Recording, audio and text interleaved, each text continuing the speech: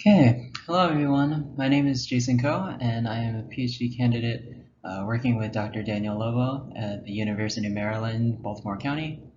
And today I'd like to talk to you a little bit about my research, modeling sorting, intercalation, and involution tissue behaviors due to regulated cell adhesion.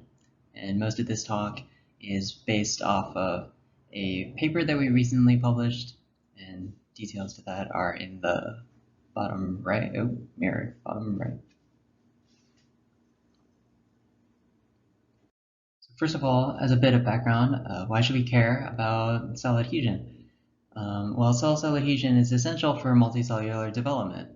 And so, for example, in the early formation of the three germ layers in the zebrafish, the ectoderm, mesoderm, and endoderm, there are a lot of cell fate specification events that have to happen in the differentiation of these three tissues, but in particular, the one I'd like to draw your attention to is that there are differences in adhesion that cause these tissues to separate from each other. Also, during neural crest delamination, there are a population of cells in the neural crest, and over the course of the development, they need to separate from the neural crest so that they can migrate throughout the body and innervate into existing tissues, and that process involves a regulated change in cell adhesion. And that process mirrors something that we see during disease, particularly the metastasis of cancer. So we have this primary tumor. It's a cluster of cells that are tightly bound together with adhesive forces, and then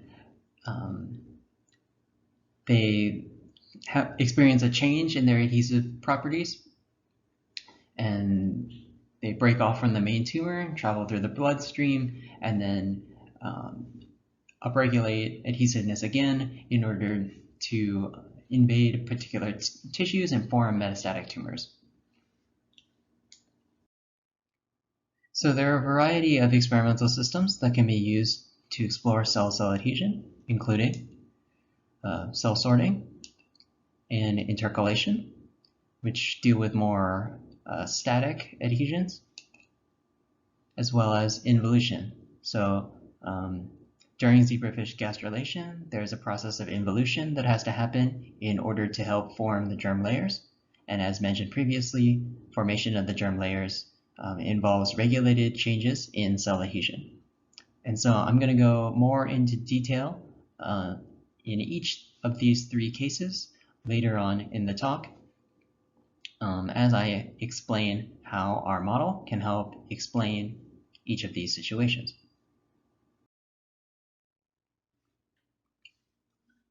And so I hope you can come to appreciate a little bit that modeling dynamic changes in adhesion is crucial for really understanding a lot of developmental dynamics. And so there are some previous continuous models using approach with partial differential equations that have cell populations with constant and inherent adhesion strengths.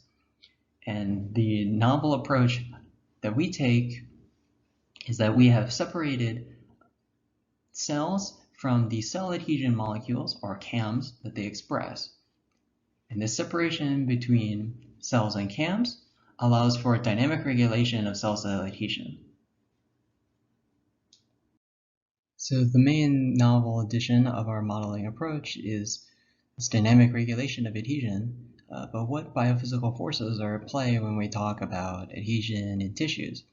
Right? Obviously there's adhesion, but there's also dispersion.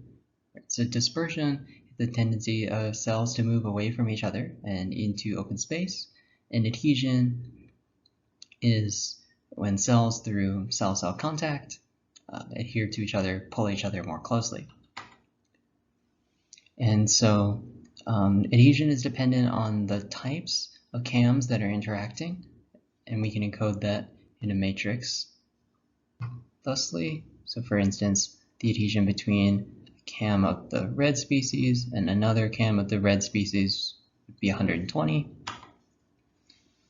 And adhesive forces can't act at arbitrary distances because, again, cells have to be in physical contact. And so there must be some radius r at which cells can contact each other by cellular protrusions like filopodia. So we can begin to model this interplay between dispersion and adhesion using partial differential equations. And first, we have a variable u that captures the cells, and a series of variables ci for each of the CAM concentrations. And you'll notice that these are both subject to the same velocity v. That's because CAMs are membrane-bound proteins, and so as the cells move through space, we would expect that they take the CAMs with them. And this velocity v is a combination of the dispersion and the adhesion. And you'll notice from the summation here that this adhesion is going to take into account every pairwise combination of different types of CAMs. So the bulk of the work is done inside of this function k. First of all, there's this r, which is the adhesion radius that I mentioned earlier. There's also this constant, a sub ij, which is one entry in the adhesion matrix, which encodes the type of CAMs involved. We also care about quantitatively how much CAM is being expressed. And then we have a crowding capacity function h that prevents adhesion from pulling all of the cells and CAMs in the simulation to some single point in space, which would be unphysical behavior. And so the first developmental process that I would like to explain using this model is cell sorting. So first off, we have cell sorting. So what is cell sorting? So there are some classical cell sorting experiments such as this that demonstrate that if you have two different kinds of cells, here we're looking at two different cell types from a chick embryo, and those cells have different adhesive properties. Then initially, when you dissociate the cells, they'll form this sort of unordered formation. And then as the adhesive properties return to the cells over time, then they will group in these initial clusters and then in these orderly aggregates. And so in these ordered aggregates, we see dark cells on the interior of the aggregate and lighter cells on the outside. And the interior dark cells have a higher adhesive force, and that's what causes them to group tightly together on the inside, whereas the light cells have lower adhesive force, and so they bind less tightly and end up wrapping out around the outside of the aggregate. And so we can recapitulate these dynamics in our model. And so what you see here is the initial state. These are two views of the same spatial arrangement. And on the left, we visualize cell density. And on the right, we visualize the two species, red and green, of the different CAMs. And it should be noted, right, we're working, again, in a continuous model. So these little circles are not individual cells, but small aggregates of cells. If you think of them something like bacterial colonies. So we see, as we advance the simulation through time, that the red cells move toward the interior, while the green cells stay on the outside.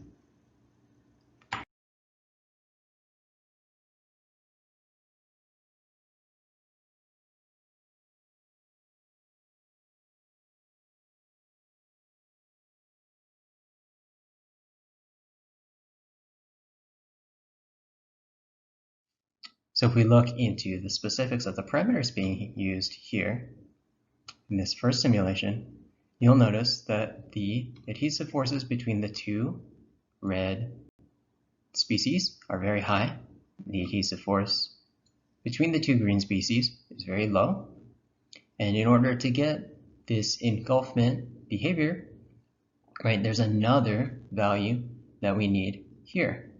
And we demonstrate, as with previous models, that this must be an intermediate value in order to get engulfment. Okay, so you might have questions about, well, so you might wonder what happens if the parameters are something different, right? So here we have a case where the adhesion strength between two cams of the red species is the same as the adhesion strength between two cams of the green species, but the heterotypic adhesion between red and green is lower. And that results in these dynamics we call partial engulfment, where rather than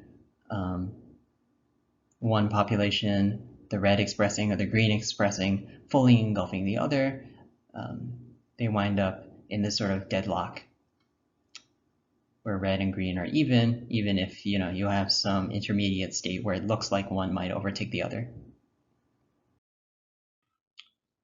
Furthermore, if all of the adhesive forces are exactly the same, then we get this disordered mixing dynamics. And that makes sense, right? Because effectively all of the adhesion molecules here are acting as a single species of cam, and so there's no distinction. And we also have complete sorting, where if there's adhesion between red cams and red cams, and adhesion between green cams and green cams, but no heterotypic adhesion, then we see that over time these cells separate from each other. And so we can see that these four categories of different dynamics arise as a result of differences in the adhesion parameters. And with that, we'll move on to talking about the second process, which is intercalation. Okay, let's start on the right here. The experimental data from Murakawa and Togashi. They have two populations of cells, red population on the left, and green population on the right.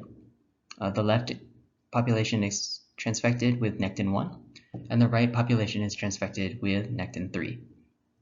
And so we see over time that the cells proliferate, and when they meet in the center, we get this intercalation. And if we initialize our simulation with a similar initial condition, nectin 1 on the left, nectin 3 on the right, and indeed we see similar intercalation dynamics. And through simulation, we can demonstrate that this is a result of strong heterotypic adhesion between different nectins and not, for example, simply the proliferation of the cells. This becomes especially clear if we look at the data on the left. So in the experimental data, right, the left population is red and the right population is green again. But even though they have these differing fluorescent markers, these two populations are both expressing this, both transfected with the same nectin, nectin 1. And so as they proliferate, right, when they meet in the center, they experience contact inhibition. So we do a similar thing, nectin 1 on both sides of the domain, and following this through, it's hard to see exactly what's happening when they meet. That's why we have this other layer of a non-diffusible marker, so that we can see, yes, there's a contact inhibition here and no intercalation. And the specific adhesion parameters used here are derived from empirical data, as opposed to the cell sorting, which is more arbitrary mathematical parameters. Finally, I'd like to talk about the dynamic regulation of adhesion that happens as cells involute around the germ ring margin during zebrafish gastrulation. So during gastrulation, and specifically around 50% epipolae, there's a region near the germ ring margin called the external yolk syncytial layer, and there are some nuclei in this region that are transcriptionally active, and they produce nodal, which will diffuse into the blastoderm, and that's what's going to lead to the folding over of this tissue here, which is called involution. And we can see this more clearly if we look at this video from the literature that shows individual cells. And so what I did here is I false colored one cell following it by eye, just to see how its motion changes over time.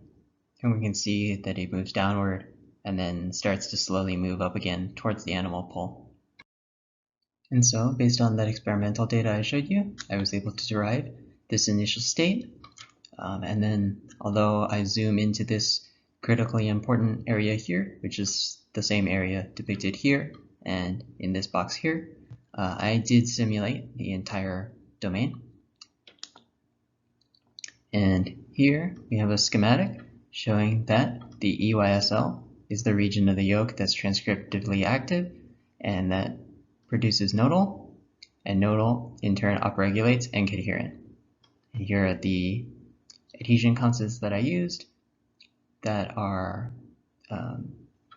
estimated based on experimental data. So in order to encode these regulatory dynamics, we extend the model with regulation.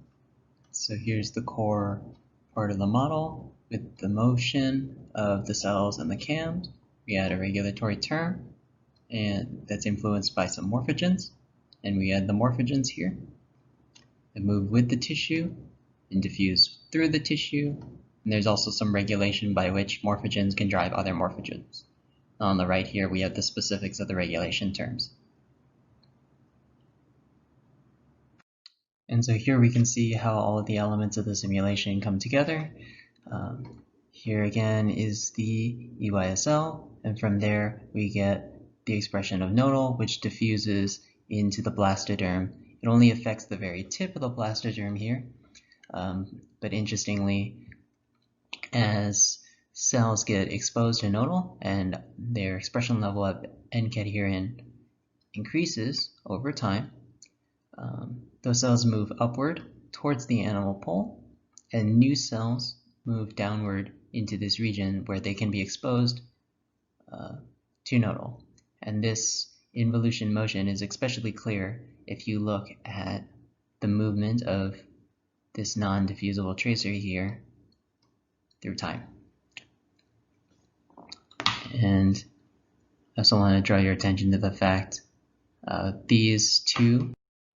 So in conclusion, we've developed a continuous model that separates cells from the cams they express, and this allows us to explain cell sorting, intercalation, and the involution due to dynamic regulation of adhesive properties by a morphogen. And I'd just like to thank the other members of the Lovo Lab for their feedback and support, the NSF for their financial support, and UMBC for just being a great institution to do research at. With that, I guess we'll move into the live question segment. Thank you.